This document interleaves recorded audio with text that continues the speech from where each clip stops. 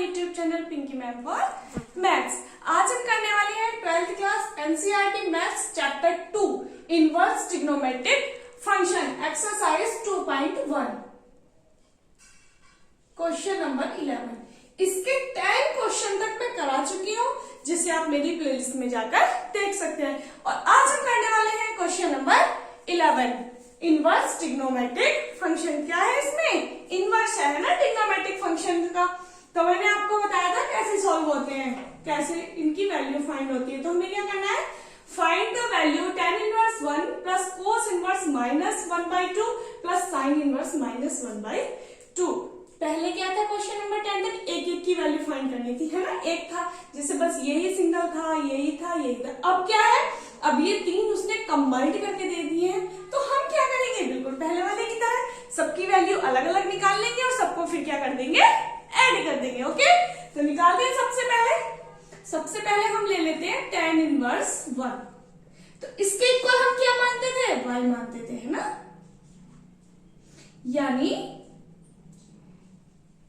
अब ये इधर चला जाएगा, यानी 1 is equals to tan y। अब हम क्या देखते थे, अब हम देखते थे कि ये tan में किसकी वैल्यू है, किसकी है, tan π/4 की, यानी tan π/4 is equals to tan y। तो y इज इक्वल्स टू π/4 आ गया बेटे। इसकी वैल्यू क्या आ गई, इतने की π/4 आ गई। अब इसकी निकाल दो, इसे मैं कुछ और मान लू, x मान लू, है ना। यानी को कुछ भी मान सकते हो आप अपनी तरफ से। कोस इनवर्स या पहले लिख दो, x is equals to cos inverse minus का 1/2। कोस इधर आ जाता है, cos x is equals to minus. बेटा मेथड इसका और भी होता है, हम यहीं से भी निकाल सकते हैं, लेकिन मैं सारे क्वेश्चंस एक ही मेथड से कराना चाह रही हूँ ताकि आपको जो है अलग अलग मेथड लर्न करने की जरूरत ना पड़े। आप एक ही तरीके से सारे क्वेश्चंस को सॉल्व कर ले इजिली।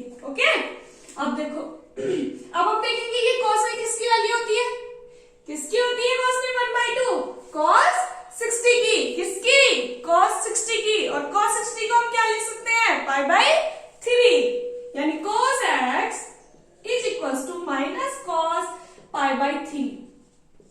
अब मैंने आपको कल एक बात बताई थी, क्या बात बताई थी, कि अगर cos के साथ यह माइनस होता है बाहर, तो ये माइनस हट जाता है और यहाँ पाई में से हम इसे माइनस कर देते हैं, है ना। यानी ऐसे cos x is equals to cos π minus π/3। ये मैंने आपको कल विद रीजन बताया था कि ऐसा क्यों होता है।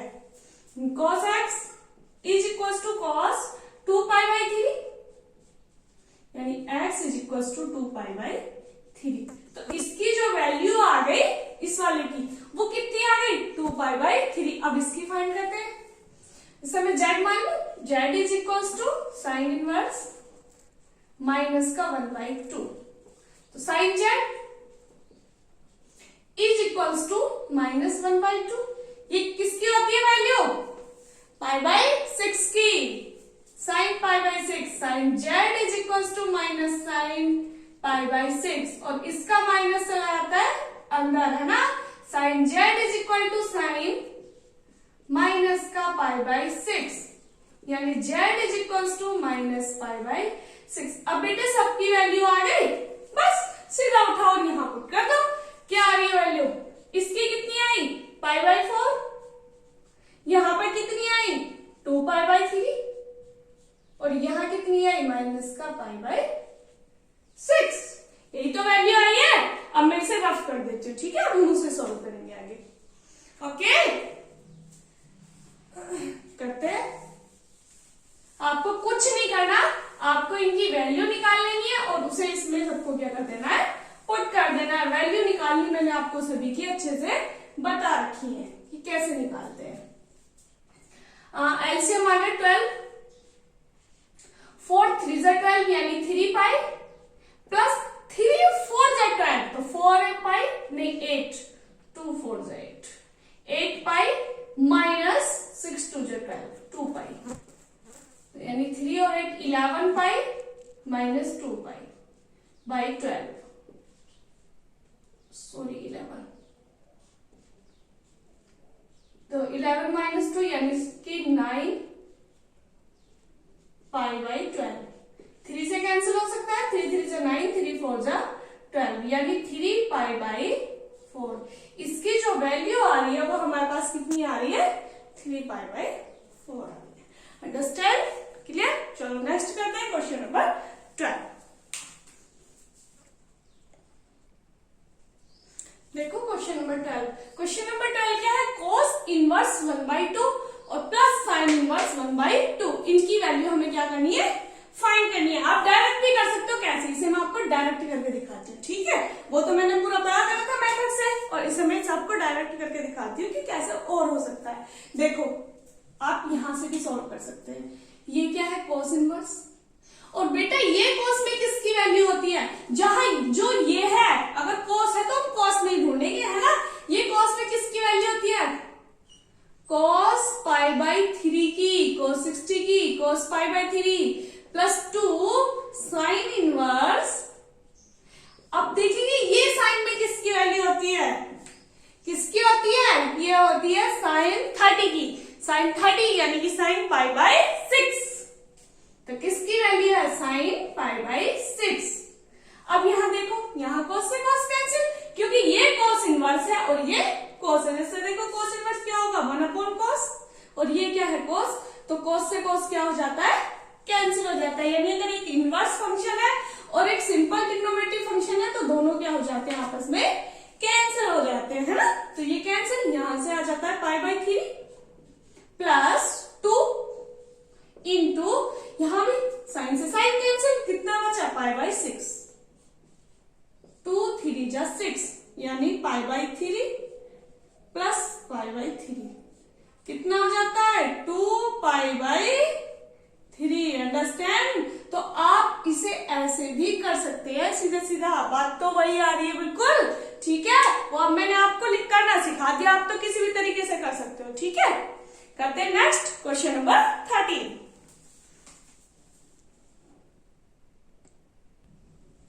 देखो क्या है, क्वेश्चन नंबर 13 है, if sine inverse x then y की वैल्यू जो है वो 0 से पाई है, माइनस पाई बाई 2 से पाई बाई 2 है, 0 टू पाई है, और minus pi by 2 to pi by 2। तो बेटा मैंने आपको रेंज क्या बताई थी साइन इनवर्स की, रेंज ऑफ साइन इनवर्स क्या थी, साइन इनवर्स की रेंज ये थी। इस ब्रैकेट का बहुत ध्यान देना, इस ब्रैकेट की भी अपनी एक वैल्यू है, ठीक है? ये वाला ब्रैकेट, यानी एक मैंने आपको बताया था ना, दो, एक ऐसे और एक ऐसे, तो ये जो होता है ये होता है ओपन ब्रैकेट, ये इंटरवल होते हैं, ठीक है?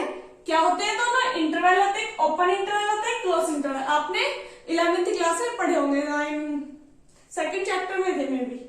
तो क्या है, ओपन इंटरवल, और ये क्या है, क्लोज इंटरवल। तो इस ओपन में क्या होता है बेटा, ओपन का मतलब खुला हुआ, उसमें इक्वल टू का साइन नहीं आता। क्या नहीं आता, इक्वल टू का साइन नहीं आता। जैसे ये है 0 और 2, तो ये किसकी वैल्यू मान लो y की है, तो क्या है 0 to 2, तो ये क्या आएगा 0 y, ठीक है? यहां इक्वल टू का साइन नहीं आएगा। और इस क्लोज ब्रैकेट में 0 और 2 होता, फिर क्या होता, तो ये ऐसे हो जाता, ऐसे, यानी क्लोज के साथ इक्वल टू भी इंक्लूडेड हो जाता है अगर हमारे पास क्लोज ब्रैकेट होता है तो। और यहाँ क्या है बेटा, क्लोज ही है, क्लोज इंटरवल है, ओपन थोड़ी है। किसमें, साइन की रेंज में, साइन की रेंज में क्या है, क्लोज इंटरवल है। तो क्लोज इंटरवल में यानी कि इसमें क्या हो जाएगा, इक्वल टू भी हो जाएगा। तो कौन सा क्या हो जाएगी इसकी range, minus pi by 2 less than equal to y equal to pi by 2, यही तो हो जाएगी। क्यों, क्योंकि इसमें क्लोज इंटरवल है, तो क्लोज इंटरवल के साथ इक्वल टू भी होता है। तो सेम कौन से में आ रहा है, किसमें है, बी। तो क्या कौन सा करेक्ट है इसका, बी करेक्ट है। पता चला आपको क्यों करेक्ट है। ओके, करते हैं क्वेश्चन नंबर 14। चलो फाइंड करते हैं इसकी वैल्यू। क्या है ये, tan inverse √3 minus sec inverse -2। पहले tan इनवर्स √3 की वैल्यू निकाल लो, यानी इसे क्या मान दो, x is equals to tan inverse √3, तो tan x is equal to √3। अब हम क्या देखेंगे, अब हम देखेंगे कि ये tan में किसकी वैल्यू होती है, कौन सी वाली, √3 की वैल्यू जो है वो tan में किसकी है, tan 60 की, किसकी है, tan 60 की। 1 minute,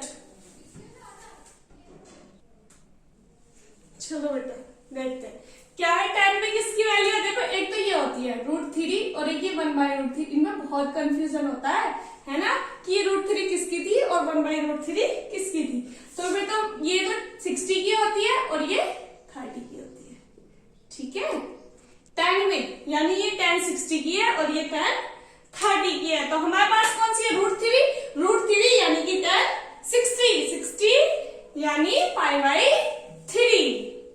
tan x is equals to tan π/3, तो x की वैल्यू आ गई π/3, यानी इसकी वैल्यू तो π/3 आ गई। अब हमें इसकी ओर देखनी है ना, इसे हम y मान लेते हैं। y is equals to sec inverse minus का 2, तो sec इधर आ गया, sec y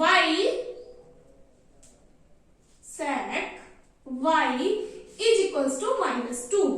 अब हम देखेंगे कि ये माइनस में, ये sec में किसकी वैल्यू होती है, 2 किसकी होती है, मैंने आपको बताया था ये 1/cos होता है, यानी cos का उल्टा होता है। तो हम cos में देखेंगे कि 1/2 किसकी है ना, कि cos में 1/2 किसकी है, वही sec में होगी 2 होगी, तो किसकी है, cos 60 की, किसकी है, cos 60 की। तो ये भी क्या होगी, cos 60 की होगी, और 60 को हम क्या लिख सकते हैं, π/3, यानी sec y is equals to -sec π/3। अब मैंने आपको बताया था कि cos का और sec का माइनस अंदर नहीं जाता, क्या हो जाता है, पाई में से माइनस हो जाता है ना। तो sec y is equals to sec pi minus π/3, यानी sec y is equals to sec 2π/3। sec से sec cancel, y is equals to 2π/3। Okay, दोनों की वैल्यू निकल गई, इसकी भी बस यहां पुट कर दो। क्या आ गई, π/3 और -2π/3, क्या आ जाता है, माइनस का π/3 आंसर। क्या आंसर आ रहा है, -π/3। Okay, understand. तो मिलते हैं कल नेक्स्ट वीडियो में नेक्स्ट